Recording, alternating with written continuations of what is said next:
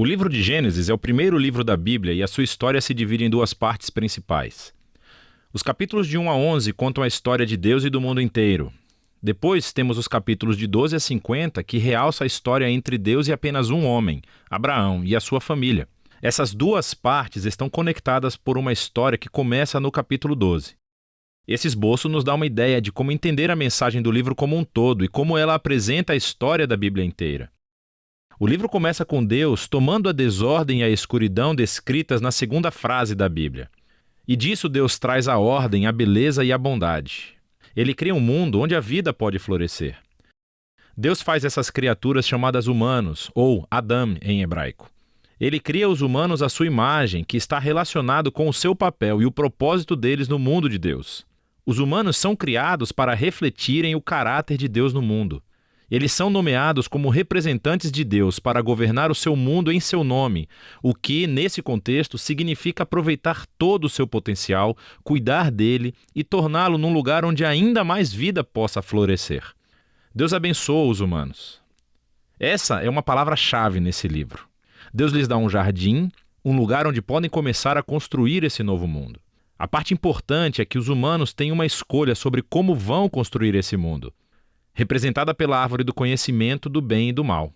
Até agora, Deus forneceu e definiu aquilo que é bom e o que não é. Mas agora Deus está dando aos humanos a dignidade e a liberdade de escolher. Será que eles vão confiar na definição de Deus para o bem e o mal? Ou vão buscar autonomia e definir bem e mal por conta própria? É um risco muito grande. Rebelar-se contra Deus é abraçar a morte, porque você está se afastando do próprio doador da vida. E isso é representado pela árvore da vida. No capítulo 3, uma figura misteriosa, a serpente, entra na história. A única coisa que sabemos sobre a serpente é que ela é uma criatura que Deus fez. Torna-se claro que é uma criatura em rebelião contra Deus. Ela quer levar os humanos à rebelião e à morte. A serpente conta uma história diferente sobre a árvore e a escolha. Ela diz que buscar conhecimento sobre o bem e o mal não trará a morte, mas sim irá garantir a vida e se tornarão como Deus. Agora, isso é uma ironia trágica porque sabemos que os humanos já são como Deus. Foram feitos para refletir a imagem de Deus. Em vez de confiar em Deus, os humanos buscam a própria autonomia. Eles escolhem o conhecimento do bem e do mal para si e, instantaneamente, toda a história fica fora de controle. A primeira perda acontece nas relações humanas. E, de repente, o homem e a mulher entendem o quão são vulneráveis. Eles não podem nem confiar um no outro. Eles fazem roupas e se escondem um do outro. A segunda perda acontece na intimidade entre Deus e os humanos. Eles correm e se escondem de Deus. Quando Deus os encontra, eles começam um jogo de culpar um ao outro sobre quem iniciou essa rebelião. E nesse momento a história para. Há uma série de poemas curtos nos quais Deus declara, primeiro para a serpente e depois para os humanos, as consequências trágicas dos seus atos. Deus primeiro diz à serpente que, apesar da sua vitória aparente, ela está destinada à derrota e a comer poeira. Deus promete que um dia uma semente, ou seja, um descendente, virá da mulher e dará um golpe letal na cabeça da serpente. O que parece uma ótima notícia, mas essa vitória terá um custo, pois a serpente também dará um golpe letal no calcanhar do descendente, enquanto está sendo esmagada. A promessa desse guerreiro ferido é misteriosa.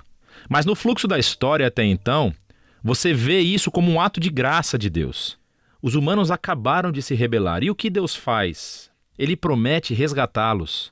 Mas isso não elimina as consequências das decisões do ser humano. Deus informa que agora os aspectos da sua vida conjunta, tanto na vida em casa como no trabalho, serão cheios de tristeza e dor por causa da sua rebeldia, o que levará à morte. E a partir daqui, a história só piora.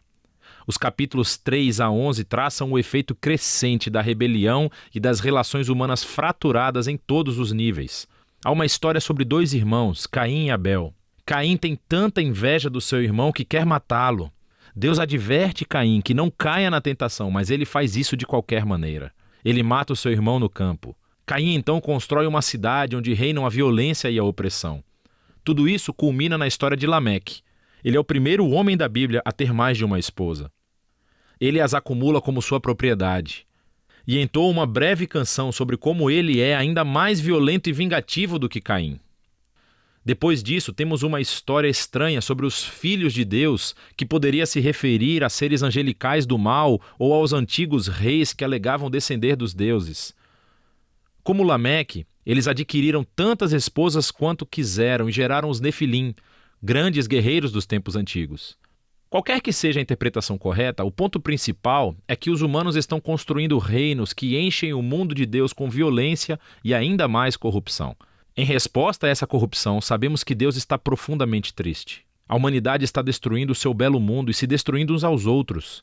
Então, num ato ímpeto de proteção da bondade que existe no seu mundo, Deus limpa a maldade humana com um grande dilúvio. Mas existe um humano inocente a quem ele protege, Noé, e toda a sua família. Ele nomeia Noé como um novo Adão. Ele repete a bênção divina e envia Noé pelo mundo afora. Mais uma vez, temos grandes expectativas, mas Noé falha, também num jardim. Ele vai e planta uma vinha e fica bêbado até perder os sentidos. Então, um de seus filhos, Cam, faz algo vergonhoso ao seu pai na tenda. Aqui temos o nosso novo Adão, nu e envergonhado, justamente como o primeiro. E novamente tudo piora. O que leva à fundação da cidade da Babilônia. As pessoas da antiga Mesopotâmia se reúnem em torno de uma nova tecnologia, o tijolo. Elas podem construir cidades e torres mais altas, bem mais rápido do que qualquer outro povo. Eles querem construir um novo tipo de torre que chegue até os deuses para tornar os seus nomes famosos. É uma imagem da rebelião e arrogância humana. É a rebelião do jardim, dessa vez amplificada. Deus humilha o seu orgulho e os dispersa. Essas são histórias diversas, mas você pode ver que todas exploram o mesmo princípio básico. Deus continua dando aos humanos a chance de fazer a coisa certa com o seu mundo, e os humanos continuam a destruí-lo. Essas histórias afirmam que nós vivemos num mundo bom, que tornamos mal, e escolhemos definir o bem e o mal por conta própria. Todos nós contribuímos para esse mundo de relacionamentos rompidos, levado ao conflito e à violência e, finalmente, à morte. Mas há esperança. Deus prometeu que um dia um descendente viria, o guerreiro ferido, que derrotará a raiz do mal. Apesar da maldade humana, Deus está decidido a abençoar e a salvar o seu povo. Então a grande questão é, claro, o que Deus vai fazer? E a próxima história é o elo onde encontramos a resposta. Mas por enquanto, é disso que tratam os capítulos de 1 a 11 do livro de Gênesis.